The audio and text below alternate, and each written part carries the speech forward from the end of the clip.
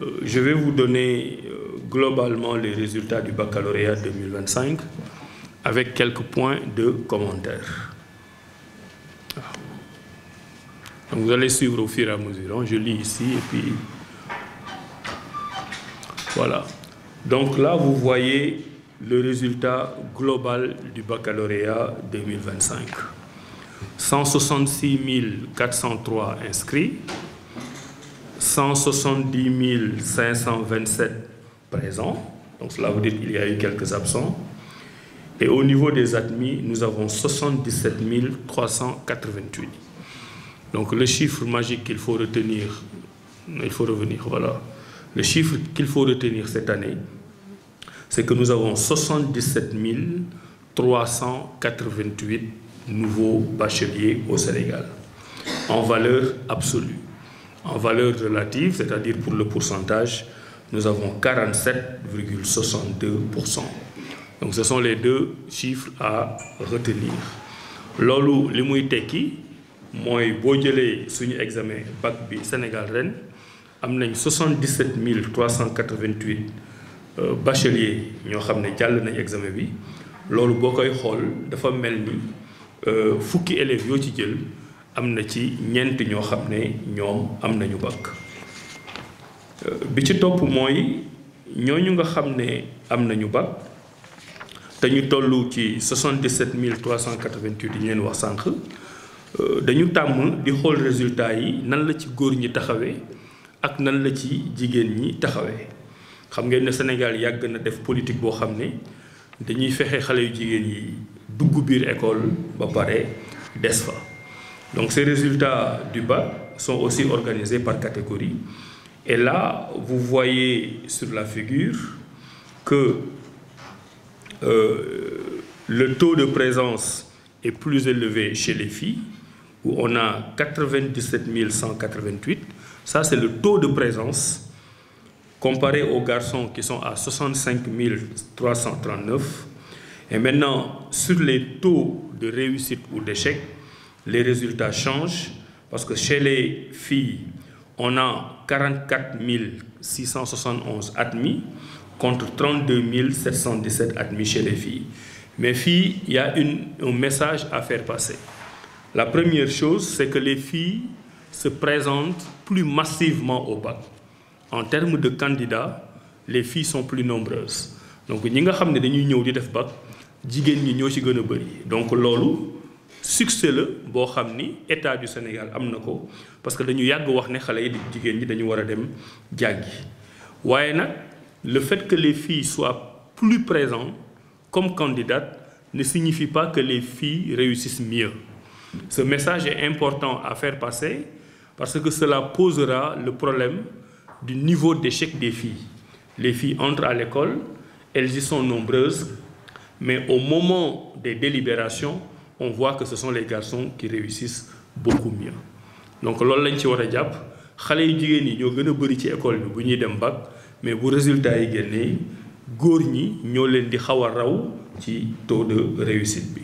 Loolu ngeen di gis ni au niveau des admis da ngay gis ne jigéen ñi ñu ngi 44 000 góor ñi ñu ngi 32 000 mais boo ko jëlee en pourcentage 50% des garçons dañuy réussir alors que 45% seulement des filles ñoom ñooy réussir.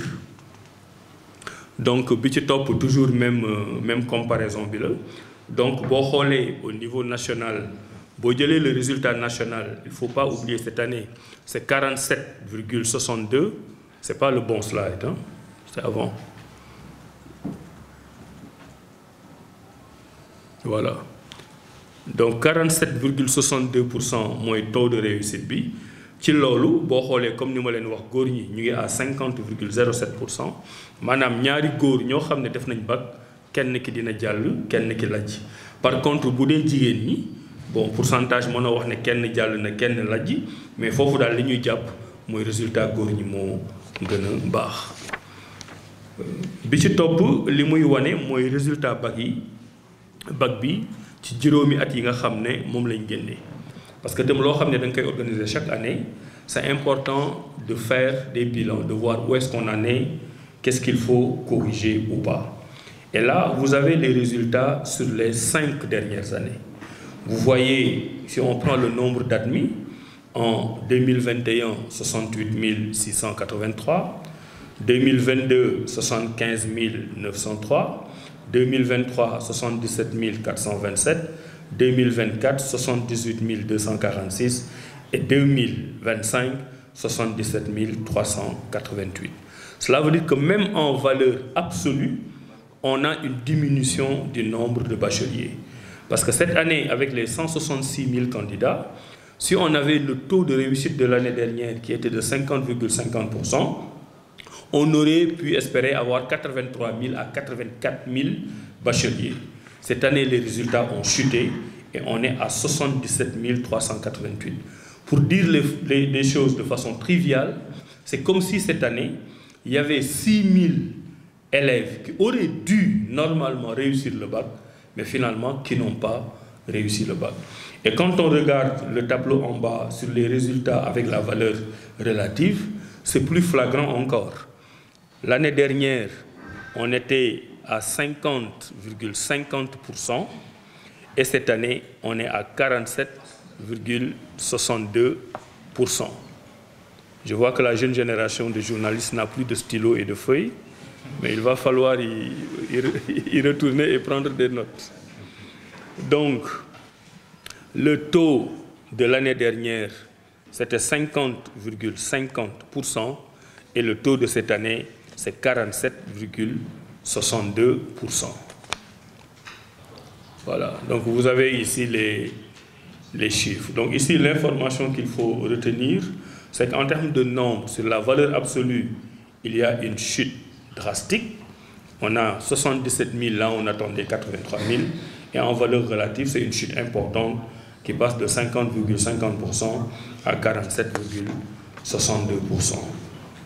Alors sur le slide suivant, ce sont les explications qu'on a données. On va au slide numéro 7. Voilà. Et maintenant là, on vous donne les résultats par type de baccalauréat. Là au Sénégal, on a les deux types de baccalauréat. Le baccalauréat technique qui est organisé un peu avant le baccalauréat général. Le baccalauréat technique, ce sont les élèves qui sont issus des lycées professionnels et techniques, dépendant du ministère de la formation professionnelle et technique. Et le baccalauréat général, ce sont les élèves qui sont issus du ministère de l'Éducation nationale. Et quand on met tout ça, c'est le ministère de l'Enseignement supérieur qui organise les examens à travers l'office du baccalauréat. Et vous voyez ici que ceux qui passent le bac technique sont en nombre moins important, c'est vrai.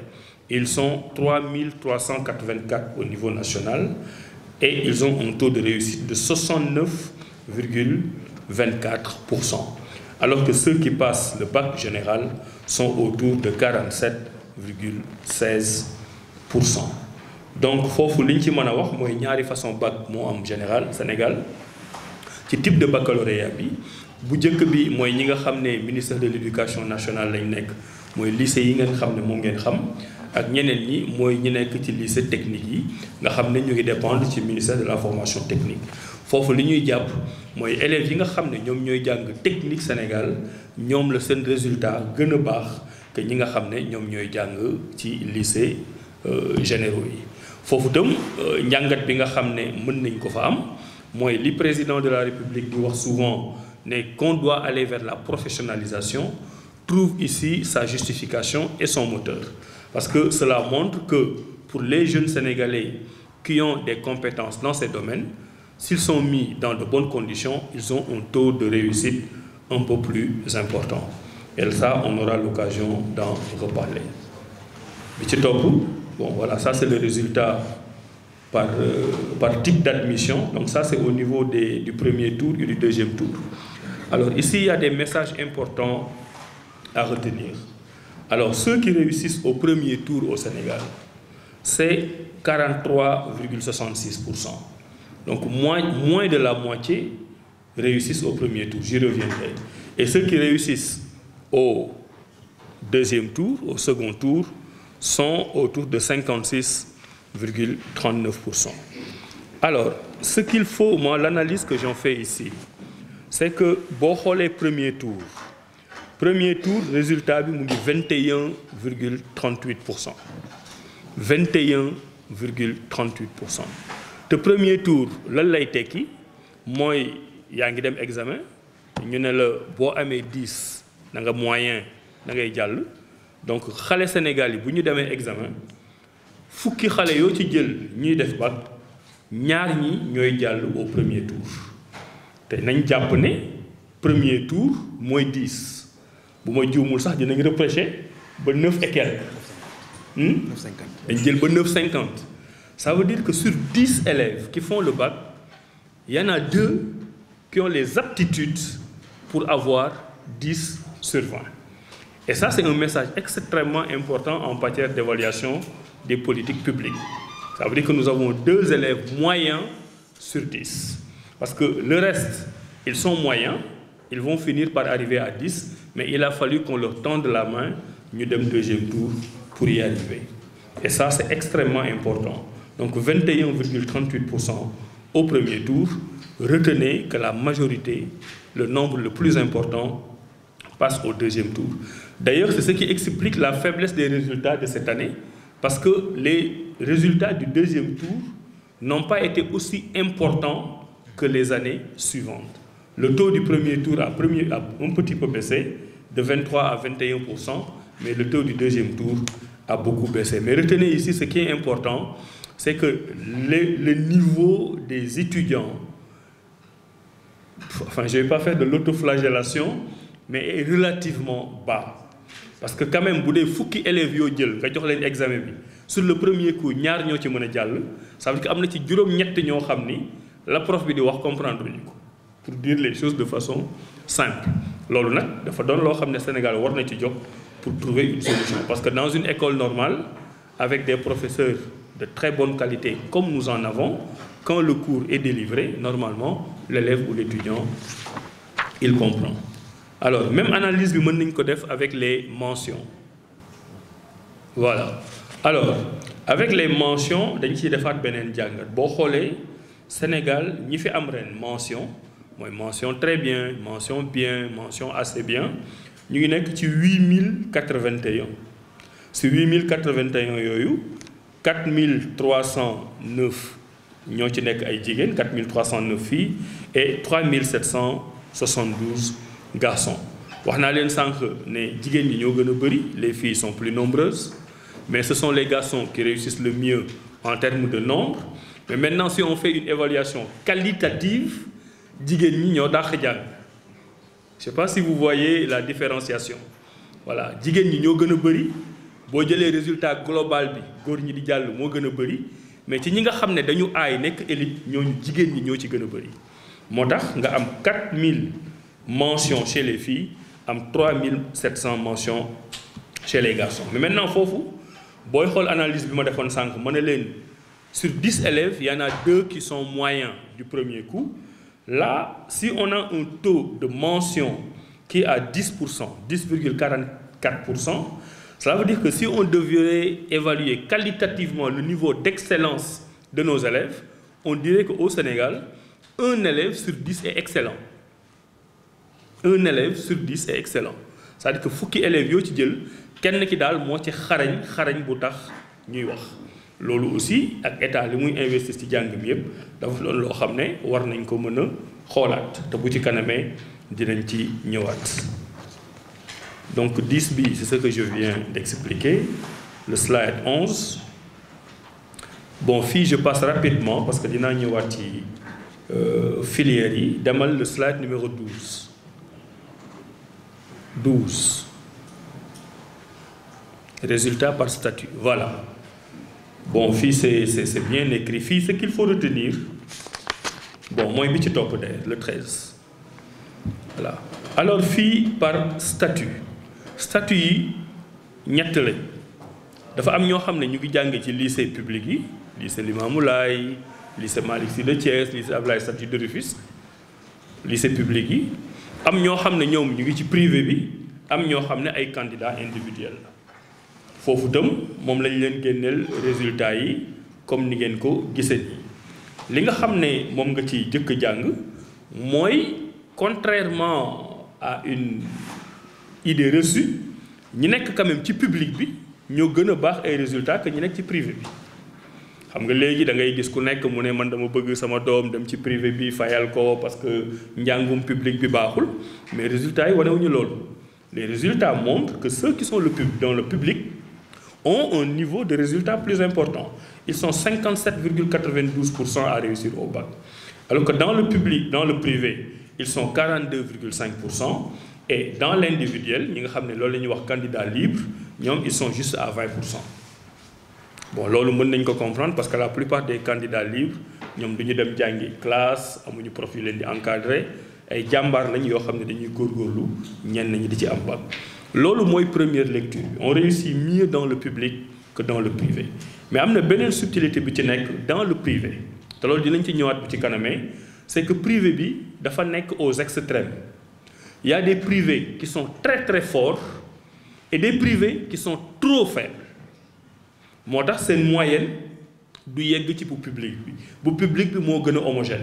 privé bi di ngay dem ci ay écoles privées yoo xam ne ay 100% la ñuy def 90% 80% mais dafa bari ay privés yoo xam ni ils font des résultats très très très faibles au bac. loolu mooy donner le résultat mitigé loolu mooy deuxième enseignement bi ci topp les résultats par série voilà au Sénégal il faut savoir qu'on a 18 séries quand même 18 loolu tam dinañ ci waxtaan après bu ñuy def réforme di bac beeg yooyu bon on a série bu nekk mën nañ leen wax lan mooy matière dominante yi nañ leen jox documents yi pour ngeen mën def seen propre analyse mais li ngeen di gis fii mooy résultats yi boo jëlee série bu mel ni F6 ñoom am nañ 100%. C'est vrai que bariwuñu F6 mooy ñi def chimie bu ma juumul après L1A yi yooyu ce sont les langues et civilisations ñu ngi 100%. S1A ce sont les sciences exactes ñu ngi 100%. boo demee ci fin bi L yi mooy yi nga xam ne L yi voilà c'est les langues et civilisations ñooñu ñoo am résultat yu gën a faible donc vous avez là tous les pourcentages j'ai pas besoin de wax yëpp mais boo demee slide bi ci topp mooy le 15 voilà ci lañ lay expliquer foofu li nga fiy jàngat daal en termes de taux d'encadrement mooy élèves yi lu ñu gën a néew ci classe bi résultat bac bi gën a baax parce que bu élèves yi néewee professeur bi dafay am temps xam leen ñoom ñëpp encadrer leen et les résultats sont mieux donc la taille des classes influe de façon importante sur les résultats du bac et si vous regardez les 18 séries les séries qui arrivent en tête avec des 100%, ce sont les séries F6, L1A, S1A, où on a des 60% avec des classes réduites. Après le slide 16, ça ce sont les résultats du bac arabe. On a tenu à les sortir comme ça, parce que bac arabe, il a commencé à tendance. Comme avant, pour le bac arabe, c'était un peu compliqué. Le Sénégal a fait beaucoup d'efforts pour avoir des séries dédiées à l'arabe. Et ça, ce qu'on y apprend, c'est que dans ces séries-là, les taux de réussite sont assez importants. Il n'y a que le série LAR, où on a 48,81% de réussite, ce qui est quand même au-dessus de la moyenne nationale. Alors que c'est la série la plus faible, entre guillemets, parmi les séries arabophones. En LA, on a 71,45%. S1A, c'est des scientifiques, on a 100%. S2A, c'est des scientifiques, on a 74%. Et là, la leçon qu'il faut en tirer, c'est que les arabophones ne sont pas bons qu'à faire des études en langue arabe. C'est-à-dire qu'ils ont la capacité d'aller faire des études dans des domaines très pointus comme les sciences. Et donc, ça veut dire que si on continue à faire des efforts pour que la langue ne soit pas un obstacle à l'étude des sciences, on peut avoir dans quelques années au Sénégal des scientifiques en français et en arabe et des littéraires en arabe et en français. fii liñ ciy jàpp mooy ñi nga xam ne ñu ngi jàng jaaralewuñu ko ci français bi mais ñu ngi ko jaaree ci kàllaama arabe ñu ngi gën a bëri ci Sénégal te ñu ngi def ay résultats yu baax boo xoolee seen résultat sax moo gën a baax résultat ñi nga xam ne ñu ngi jàngee ci français. foofu beneen élément bi nga xam ne itam mën nañ ko ci jàpp mooy ci série franco-arabe yooyu ñoom seen résultat yi ci science dafa baax parce que am na ci yoo xam ne comme série S1A dañuy am 100%, série S2A dañuy am 74%. loolu lu muy tekki mooy ne avant dañu mës a jàpp ne ñi nga xam ne arabe la ñu jàng ñoom làkku arabe bi rek la ñu mën kàllaama arabe bi rek la ñu mën alors que résultat yi dafay wane ne ñoom ni nga mën a jàngee français di ci jàng maths di ci jàng physique chimie di ci jàng SVT di ci jàng leneen ñoom aussi boo leen defee dans les mêmes conditions mën nañ jàng science yooyu mën nañ jàng littérature boobu am ci même xam-xam wala même xam-xam bu ëpp ñi nga xam ne ñoo koy jàngale français loolu itam message la boo xam ne gouvernement du Sénégal war na ko jël décrypter ko pour xool ban politique lay def ëllëg ci ñi nga xam ne dañuy jàng arabe bi ci topp mooy le slide 17 ñu defal leen classement résultat par académie mën nga dem directement sur le slide 18 d'ailleurs foofu nga am tableau bi voilà xam ngeen Sénégal on a 16 académies c'est bien ça. Normalement, chaque région administrative, c'est une académie. Mais puisque la région de Dakar est assez peuplée, on a fait de la région de Dakar 3 académies. L'académie de Dakar, l'académie de Pikine, Guédiawaye, c'est ça, et l'académie de Rufisque. Moo tax mu nekk 16 académies, là où on a 14 régions administratives. Et là, vous voyez directement le résultat. C'est l'académie de Dakar qui arrive en tête avec 60,41%. Donc c'est à Dakar qu'on réussit le mieux à l'examen du bac loolu moom xam naa sociologue yi am na analyse boo xam ne war nañ ko ci mën a def n'est-ce pas Benoît région de Louga moo ci topp ñoom ñu ngi 52,69%. Rufisque moo ci topp 52,04%. Matam topp ci 50,65%. lii mooy académie donc lii mooy ni nga xam ne moom la ko éducation nationale di gisee. boo leen xoolee yi nga xam ne ñoo mujj mooy Sédhiou ak Ziguinchor ak Kaffrine ak Kolda mais même résultat boobu dañ ko jël ñu jéem ko xayma ci région yi maanaam région administrative yi nga xam ne moom la sénégalais yi gën a xam nga xam ne 14 lañ ci am loolu booy xool classement bi Dakar mën nañu wax ne jëlaat na la mu moomoon dinaa ci ñëwaat parce que là la région de Dakar arrive quand même en tête avec 53,99%. maanaam élèves yi nga xam ne daal ñu ngi ci région de Dakar ce sont ceux qui réussissent le mieux au bac avec 53,99%. ki nga xam ne moo ci topp mooy la région de Louga avec 52,69%. la région bi ci topp troisième mooy la région de Matam avec 50,65%. foofu dinaa ci taxaw tuuti parce que boo leen xoolee ren le 1er juillet bi ñuy def bac les 3 ministres éducation nationale formation technique et professionnelle enseignement supérieur suñu tournée bac ren ñu ngi dem def ko dans la région de Matam parce que ci résultat bac de l'année dernière c'est la région de Matam qui était arrivée la première et on a voulu rendre hommage à la région de Matam cette année. Bon, mais ça c'était l'année dernière. N'est-ce pas? Voilà. Mais cette année, voilà, c'est la région de Dakar qui est la première région, la région de Louga est la deuxième. Donc si on est dans une sorte de scénario tendanciel, si on doit faire la visite du bac des ministres l'année suivante, on mettra Dakar hors compétition parce que depuis 60 ans, on fait la tournée du bac dans les régions de Dakar. Mais c'est vrai, par défaut, on fait chaque année pratiquement la tournée dans la région de Dakar.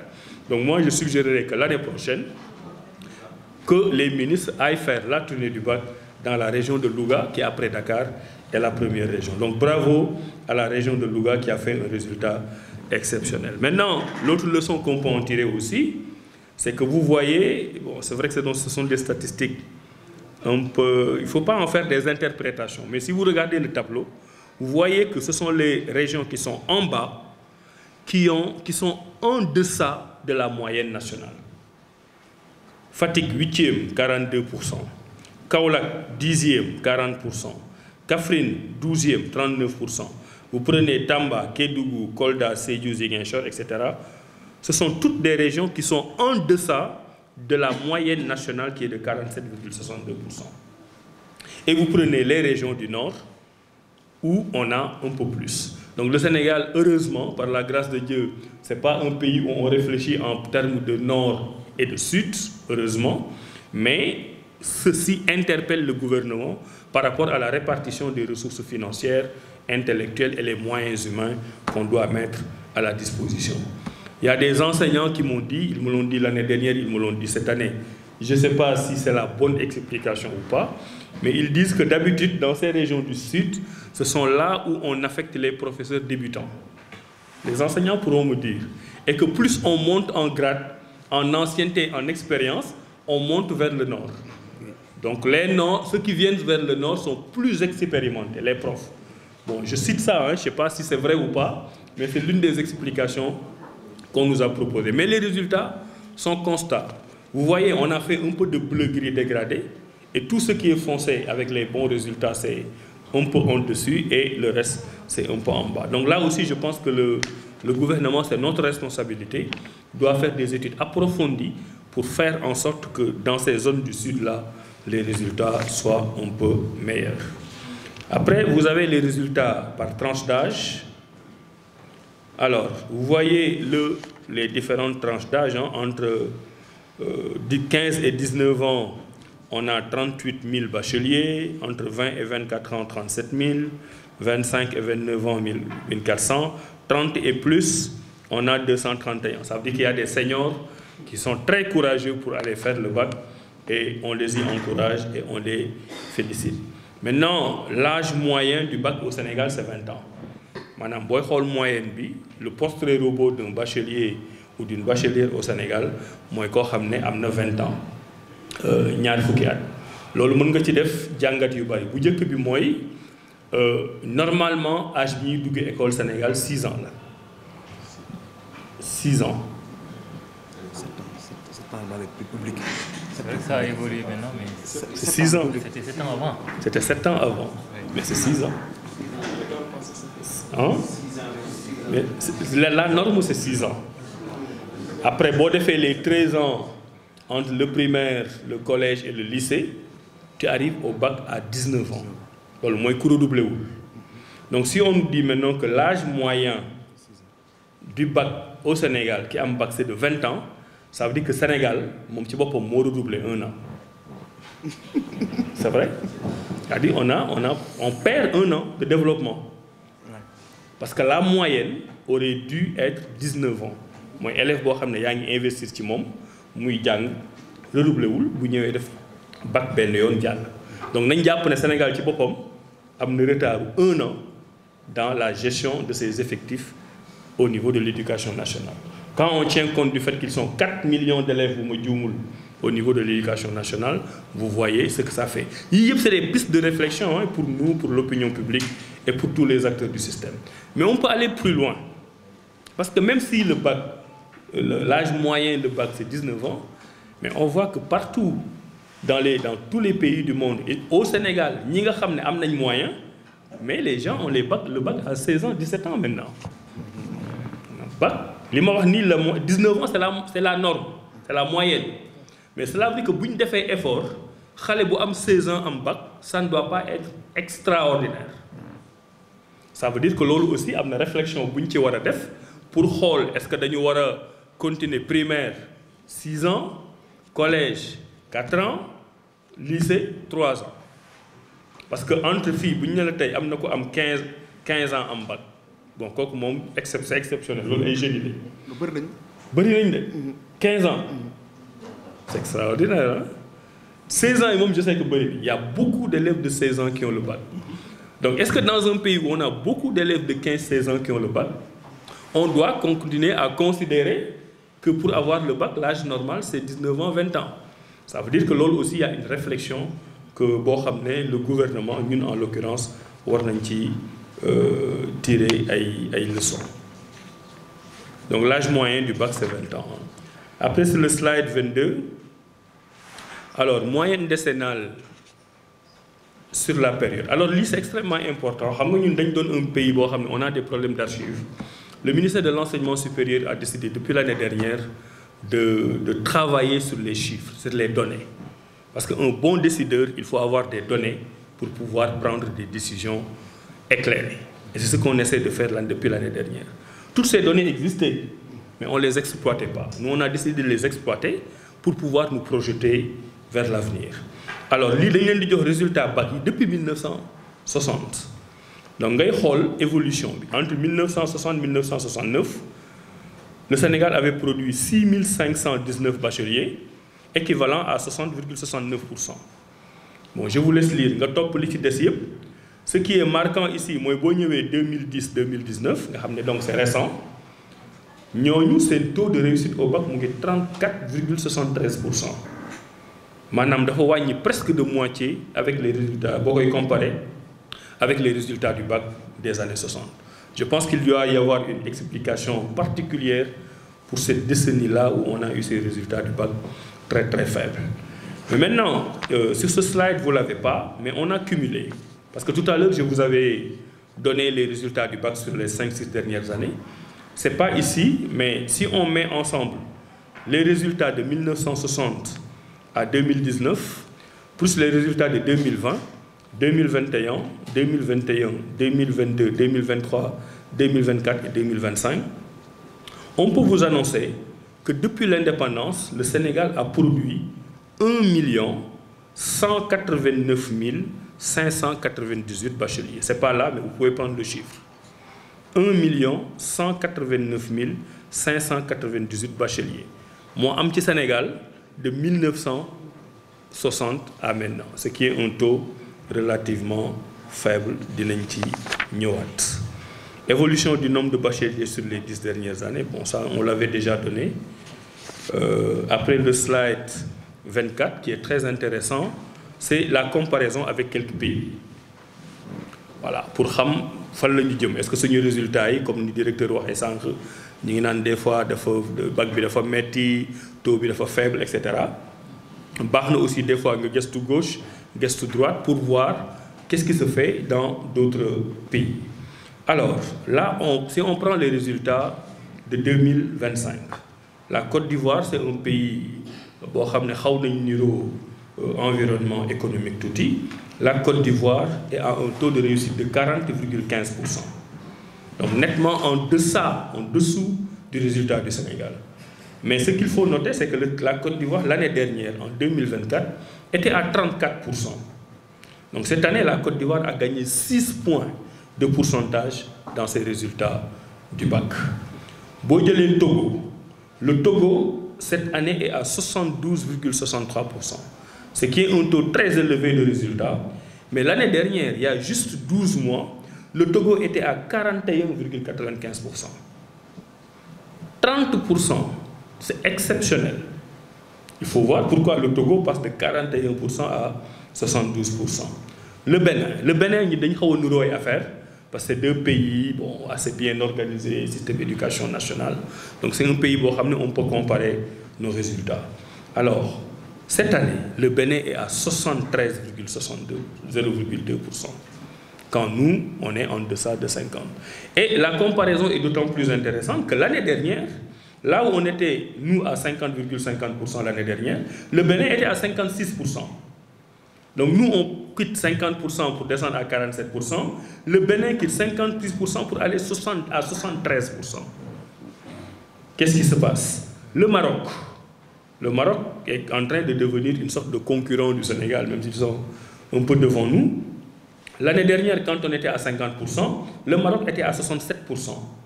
Cette année, on descend, nous, à 47%. Le Maroc est à 83% de bacheliers. Mais vous voyez que la tendance avec ces pays est à une hausse exceptionnelle.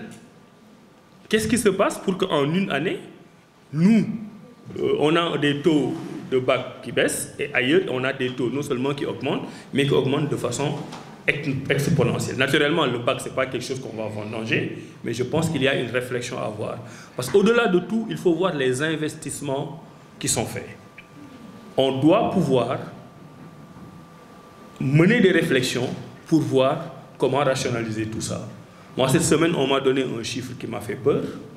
On nous dit que pour les Sénégalais qui entrent au CI, cours d'initiation, école primaire, sur 100 élèves de CI, il y en a 5 qui arrivent à l'université. 5. Et quand je dis université, je ne dis pas master, doctorat, ça qui arrive en première année d'université. Après, en première année d'université, le taux d'abandon est encore très grave. Donc ça veut dire que si vous avez 100 élèves Sénégal, école 2025, dans 13 ans, vous avez 100 yoyu 5 ñom ñoo ci dem université. Et pourtant pendant tout ce temps Sénégal mu ngi investir. C'est des réflexions yo xamné war nañ ko am, notamment dans la réforme du bac.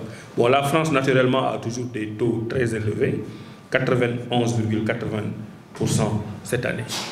Donc et nous, pour redonner les chiffres, on est à 47,62% en 2025. Alors, petit top pour le 25, évolution du taux de l'enseignement supérieur. Alors ici, c'est important juste pour vous faire passer que le message, c'est que contrairement aussi aux apparences, on n'a pas trop d'étudiants au Sénégal. On peut avoir l'impression que les étudiants sont nombreux. Mais cette impression découle du fait qu'on n'a pas assez de salles de classe, on n'a pas assez de lits, on n'a pas assez de restaurants, et ça paraît nombreux. Et c'est pour ça qu'il faut continuer à encourager pour avoir de meilleurs résultats du bac. Parce que là, l'objectif, c'est d'avoir 2000 étudiants pour 100 000 habitants. Nous, on est encore à 1505 étudiants. Cela veut dire que le Sénégal est encore en déficit d'étudiants par rapport à nos volontés de développement, par rapport à nos volontés de transformation, de l'agenda de transformation nationale. Cela veut dire qu'il faut continuer à encourager les élèves à aller à l'école, à les encourager pour avoir des taux de réussite au bac élevés, les encourager à arriver à l'université pour avoir une masse technique d'élite, une élite capable de prendre ce pays en charge. Après, on arrive au classement. Ce classement, nous l'aimons bien parce que vous voyez, on rend beaucoup hommage aux élèves qui font le concours général et je trouve que c'est une initiative exceptionnelle. Mais le concours général ne montre pas le vrai visage. En tout cas, pas tout le visage. Ça montre un vrai visage parce que les élèves qui sont excellents, mais il y a une partie de la photo que le concours général ne mentionne pas. Et pour nous, ça vaut la peine de nous ramener. Et on a eu la possibilité de faire un classement national. C'est-à-dire, si aujourd'hui vous me donnez le nom de votre enfant, je peux vous dire exactement ce dom, ban classement là sur les 77 000 bacheliers. On a tout. Et je pense que ça c'est important. Tout. Vous me dites voilà, Fatou Diokhane, Mougi de Kumbour, tel lycée le don Djang, on sort le document, on vous dit que sur les 47 000, c'est le numéro 25 365. On l'a fait. Et là, pour des raisons de communauté, on a sorti le top 10. Si ça vous intéresse, on vous le donne. Si ça intéresse la presse, vous pouvez publier ça. Mais le meilleur élève du bac, et encore une fois, j'insiste, on n'est pas sur une comparaison avec le concours général. C'est deux exercices différents. Seulement, nous, on voudrait que cet exercice-là soit visible aussi pour que ces élèves-là soient reconnus. Le meilleur élève, c'est-à-dire qu'on a eu 166 400 candidats. Et le premier de ces 166 400 candidats, il s'appelle Serigne Fallou Diaw. Il est de l'école privée Mam Abdou Dabar à Dakar et il a une moyenne de 17,96 au bac avec la mention très bien. Sénégal yep mon firaw. Et pour vous revenir sur mon exemple, par exemple cet élève-là, gagne le concours général. Et pourtant, j'ose dire que presque c'est le meilleur. Parce que moi, nous beaucoup compétition et c'est lui qui est sorti premier. Bon, après, on a fait le top 10. Le top 10 au niveau national. Bon, Serigne Fallou Diaw, Mbaye Djimbiri, lycée de Mbar, Seydina Mohamed Diallo, lycée scientifique d'excellence de Diourbel, Sokhna Diakhaté, lycée Malick Sy, Seydina Issa Laye, lycée technique scientifique de Diourbel. Numéro 6, Doula Doubassar, école privée Rose Dien Kouns de Guédiawaye. Numéro 7, Fadima Wan, lycée scientifique d'excellence de Diourbel. Numéro 8, Abdourahmane Sall, lycée scientifique de Diourbel. Le numéro 9 au niveau national, Pape Santissène, lycée Abdoulaye Sadji de Rufisque. Les numéros 10 ex aequo, Mohamedou Lamine Diop du cours secondaire Sacré-Cœur et Abdoulaye Sall, lycée scientifique technique de Diourbel. Donc sur les 10 meilleurs au bac, par exemple, 5 sont sortis au concours général, les 5 autres ne sont pas sortis. Et les 2 premiers Serigne Fallou Diaw et Mbaye Sibiré, qui ont presque des moyens de 18, ne sont pas sortis au concours général. Et je pense qu'on doit leur rendre hommage pour l'excellent travail qu'ils ont fait.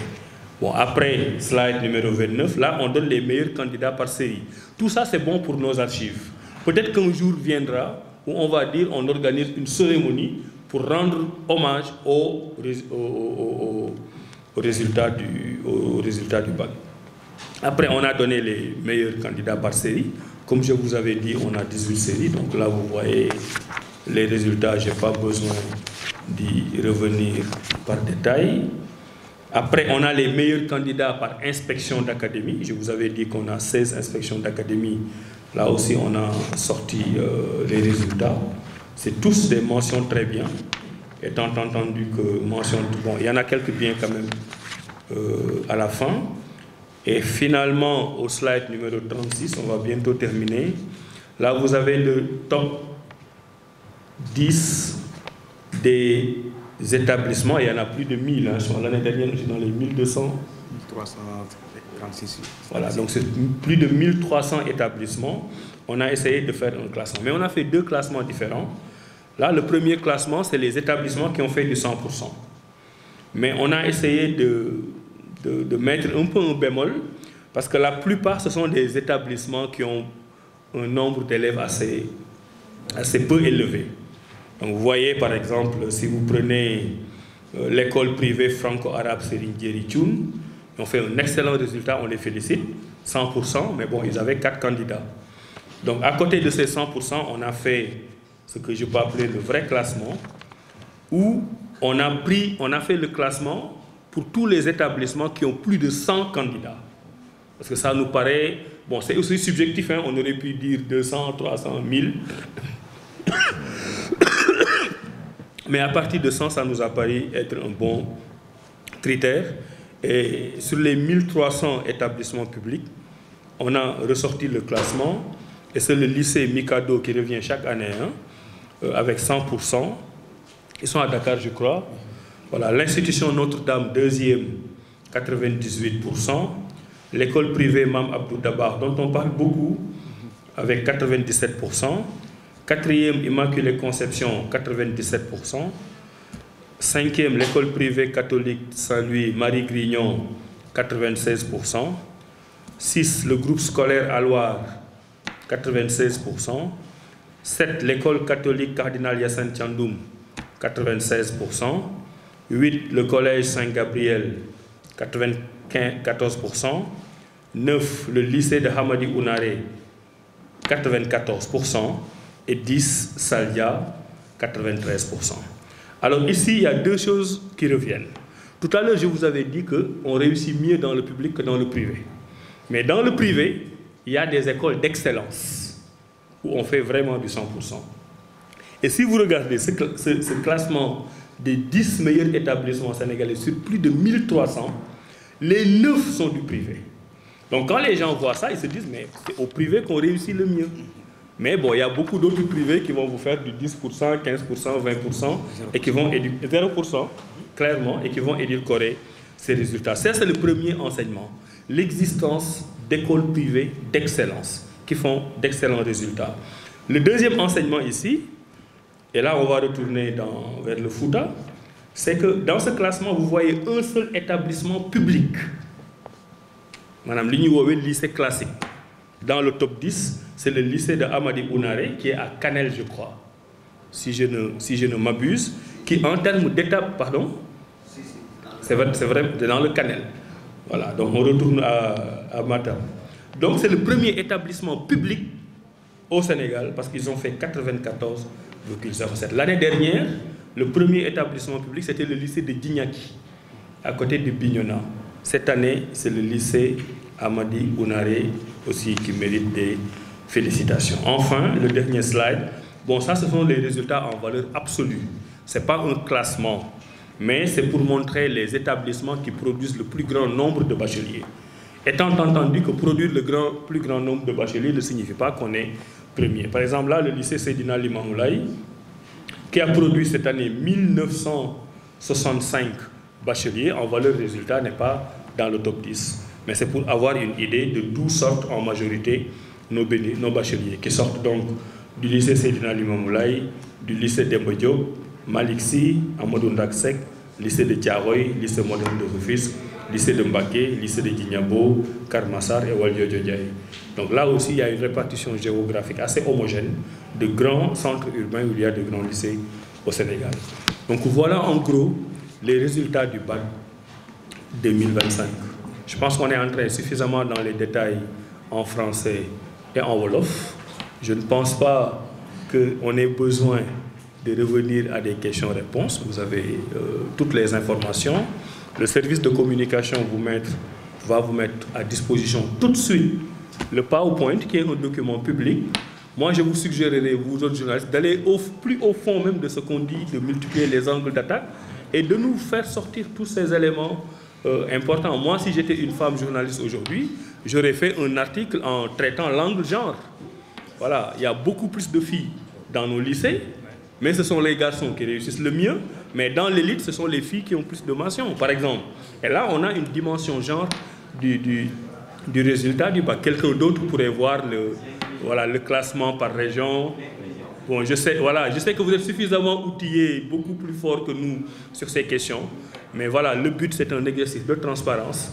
C'est un travail important qui a été fait par 3 ministères avec l'aide exceptionnelle de l'Office du bac et de Synérie pour Campus N. Et nous, dans notre démarche qualité, dans notre façon d'exercer des responsabilités publiques, il est extrêmement important de revenir toujours à la transparence et de donner l'information à l'opinion publique. Di terminer rek ñaari message ñi ci am bac seen bac yi nekk foofu du nelaw ñi fi am bac ay 1985 1990 ak yooyu dem leen ngeen jëli seen bac bu fi kenn wax ne jotuma sama bac il a mis en place un dispositif ku bëgg a jëli sa diplôme di nga jëli sa diplôme man daaw laay door a jëli sama diplôme alors que sama bac xaw na faa xaw a yàgg booy xool voilà beneen bi mooy Campus N loolu moom il faut ñu wax ko waxaat ko tijjiwaat nañ ko bëgguñu dégg yëguma ko woon jàppuma woon date bi man dama jàpp ne ku am bac ak bac ni mu amee solo waroo sàggan ba délai bi passé nga naan binduwu surtout que cette année teeloon nañ ko tijji tëjaat ko ne Sénégal yëpp xam ne tijjiwaat nañ ko et que am nañ fii ba le 11 pour ñu dem inscrire def nañ ay communiqué en français et en wolof donc bëgguñu benn parent d'élève raté date boobu bëgguñu benn élève bachelier raté date boobu di leen sant di leen gërëm en vous remerciant et en vous donnant rendez-vous très bientôt pour d'autres communications dans le domaine de l'enseignement supérieur, de la recherche et de l'innovation. Merci.